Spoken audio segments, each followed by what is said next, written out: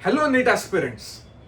महाराष्ट्र में 25 private medical colleges है and ये प्राइवेट मेडिकल कॉलेजेस के 2026 में कट ऑफ क्या आ सकते हैं, ये एक बहुत बड़ा क्वेश्चन आता है।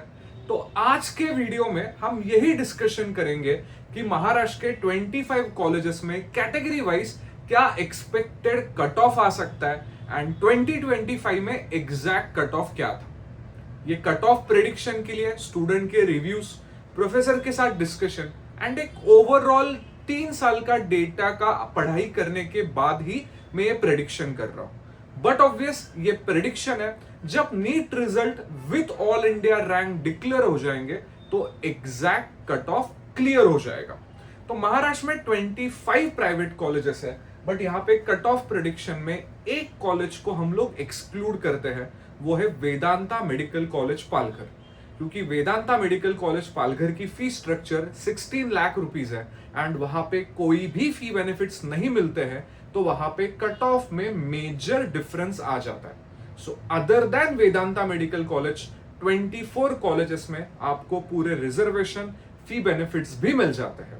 वेदांता में ओनली रिजर्वेशन है but category fee benefits available नहीं होते हैं। तो ओपन कैटेगरी सबसे पहले। अब प्राइवेट में और एक इंपॉर्टेंट पार्ट कि प्राइवेट में रिजर्वेशन आपका हाफ हो जाता है। मतलब जो कॉन्स्टिट्यूशनल रिजर्वेशन है, जैसे ओबीसी कैटेगरी के लिए 19% रिजर्वेशन है, वो प्राइवेट कॉलेज में आपका 9.5% हो जाता है। एससीबीसी कैटेगरी के लिए 10% रिजर्वेशन ही है एंड प्राइवेट कॉलेज में ईडब्ल्यूएस कैटेगरी का रिजर्वेशन नहीं आता है। प्राइवेट कॉलेज में ईडब्ल्यूएस कैटेगरी के फी बेनिफिट्स मिलते हैं बट रिजर्वेशन के लिए वो कंसिडर नहीं होगा। सो ओपन कैटेगरी में 2025 में कट ऑफ था 472, जो कि था एसएसपीएम सिंधुदुर्ग का।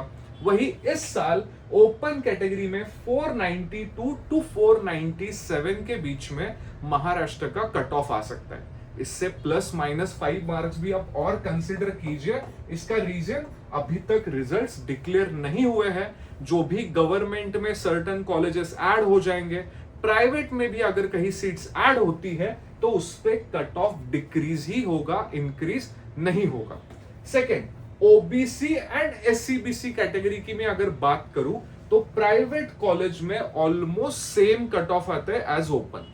क्योंकि जैसे मैंने बोला यहाँ पे रिजर्वेशन हाफ हो जाता है, बीच वाले क्राउड में नंबर ऑफ स्टूडेंट्स बढ़ जाते हैं, जिसके वजह से यहाँ पे भी ओबीसी एंड एससीबीसी के कट ऑफ ऑलमोस्ट उसी रेंज में रहेंगे। So open, OBC, SCBC almost last cut off same range पे ही आ जाएंगे। फिर एससी कैटेगरी। एससी कैटेगरी के लिए कट ऑफ में काफी ज्यादा डिफरेंस आ जाता है। लास्ट ईयर का कट ऑफ 416 था, जो इस बार एक्सपेक्टेड है अराउंड 436 टू 441 के रेंज में हो सकता है। सो अगर आपका 440 प्लस स्कोर है तो यस, महाराष्ट्र में एससी कैटेगरी में प्राइवेट कॉलेज मिलने के चांसेस काफी हाई है। एसटी कैटेगरी लास्ट ईयर 322 था, सबसे लोएस्ट कट ऑफ महाराष्ट्र में कैटेगरी में एसटी कैटेगरी का ही आता है, जो इस साल अराउंड 342 टू 347 के बीच में आ सकता है। VJ category last year 459 cut off था, जो इस बार 479 टू 484 के बीच में हो सकता है। अगर इससे प्लस स्कोर है तो आप 99.9% सेफ जोन में ही हो। फिर NT1 कैटेगरी लास्ट ईयर 435 था, जो इस बार 455 टू 460 के रेंज में हो सकता है। फिर NT2 category last year open इतना ही, मतलब NT2 एंड NT3 के कट ऑफ ओपन कैटेगरी के इतने ही होते हैं। बेनिफिट, फी बेनिफिट्स आपको पूरे मिलते हैं but cut off almost open जितने ही है, क्योंकि रिजर्वेशन ही इतना कम है जिससे ज्यादा एंड में फर्क नहीं होता है। यहाँ पे 472 कट ऑफ था, जो कि अगेन 492 टू 497 के बीच में ही आ सकता है।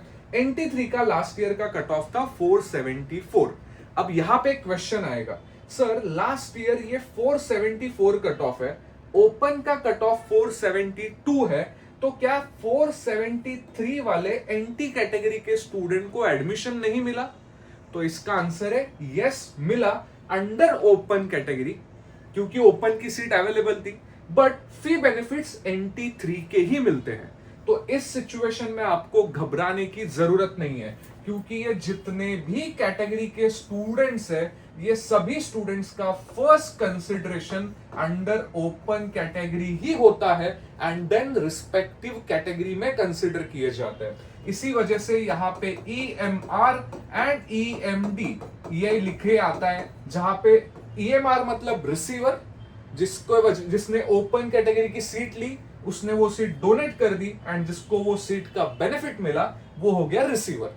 सो EMD मतलब year marking donor and EMR मतलब year marking receiver.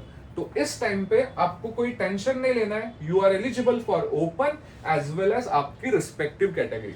And last, private college में NRI इंस्टीट्यूशनल कोटा होता है, जहां पे महाराष्ट्र के प्राइवेट कॉलेज में कहीं पे भी आपको NRI डॉक्यूमेंट्स की जरूरत नहीं है एंड इसका official fees structure private college into 3 times charge कर सकते हैं। जहां पे certain college exactly 3 times charge करते हैं, सर्टेन कॉलेजेस ये 3 टाइम्स में आपको सर्टेन निगोशिएशन भी करते हैं and there are certain college जो 3 टाइम्स से भी एक्स्ट्रा पैसा एक्सपेक्ट करते हैं। सो अकॉर्डिंग टू दैट आपको वहां पे अप्लाई करना पड़ेगा, जहां पे लास्ट ईयर का कट ऑफ था 152, जो इस बार 160 टू 170 के रेंज में जा सकता है। अब open category to NT category तक कोई भी कॉलेज ऑफिशियल फीस स्ट्रक्चर के अलावा, हॉस्टल मेस के अलावा एडिशनल चार्जेस नहीं लेगा, बट मैनेजमेंट कोटा में जो भी आप कॉलेज में अप्लाई करने वाले हो, वहां के मैनेजमेंट से ट्राई कीजिए एक बार डिस्कस करने का बिफोर अप्लाइंग, ताकि कॉलेज में अप्लाई करने के बाद आगे एडमिशन प्रोसेस में कहीं पे भी इश्यू ना आए। सो अगर ये प्लस टेंटेटिव स्कोर है तो महाराष्ट्र के जो 24 प्राइवेट कॉलेजेस है वहां पे एडमिशन मिलने के लिए कोई भी डिफिकल्टी नहीं आएगी। अब क्वेश्चन आता है कि सर अगर मेरा ये 470 के बिलो स्कोर है तो उस सिचुएशन में क्या? तो उस टाइम आपके पास 2 ऑप्शन रहेंगे, एक डीम्ड कॉलेजेस या सेकंड ओपन स्टेट। उसके कट ऑफ क्या होंगे उसके लिए हम और वीडियोस बनाएंगे एंड उसी के लिए अस्मी के YouTube चैनल को सब्सक्राइब कीजिए, बेल आइकॉन पे क्लिक कीजिए। एंड अगर आपको गवर्नमेंट के कट ऑफ चाहिए तो एंड में आपको लिंक मिल जाएगी, जहां पे महाराष्ट्र के 2026 के गवर्नमेंट के कट ऑफ का डिटेल डिस्कशन किया हुआ है। So thank you so much for listening and कोई भी क्वेरीज होगी तो अस्मी के हेल्पलाइन नंबर पे आप कनेक्ट कर सकते हो।